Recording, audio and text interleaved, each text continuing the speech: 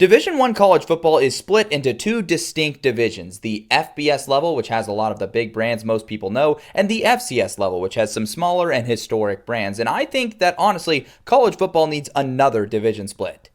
The whole thing can be confusing, but let's look at why they split the divisions in the first place. In 1978, there were 138 Division I football programs, with the lower tier ones complaining about huge disparities in funding and resources and everything they had. Alabama was not equal to Yale football. So they introduced a transition that included travel requirements, requirements for your facilities, requirements for your stadiums. 15,000 was the seat capacity that they mandated to be an FBS team, or at that time they called it Division 1A, and they trimmed it over the next 4 years from 138 down to 105 teams.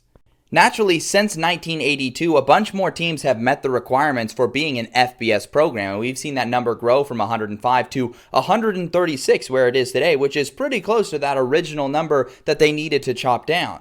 The truth of the matter is that resource disparity that the NCAA was attempting to eliminate is still very much there, and an even wider gap in today's world with the difference between the power conferences and the group of five, as we've labeled them, because it's pretty obvious of how big the gap is. We've created our own labels that aren't even in the original structure. So I think another split needs to happen in D1, where you could just split it into the terms we already have, the power conferences and the group of five. They could still play each other, just like the FCS and FBS play each other as well. I'd even be a proponent of maybe trying to find a way to get some of the top tier group of five schools that are ready. Like maybe the new Pac-12 gets to be a part of the upper league, or maybe the Sun Belt and American, and we just relegate the MAC and CUSA if you want to keep the FCS and FBS structures in place. But the point is, it needs to be changed. The gap that we tried to remedy all those years ago in the 1980s is still very much there.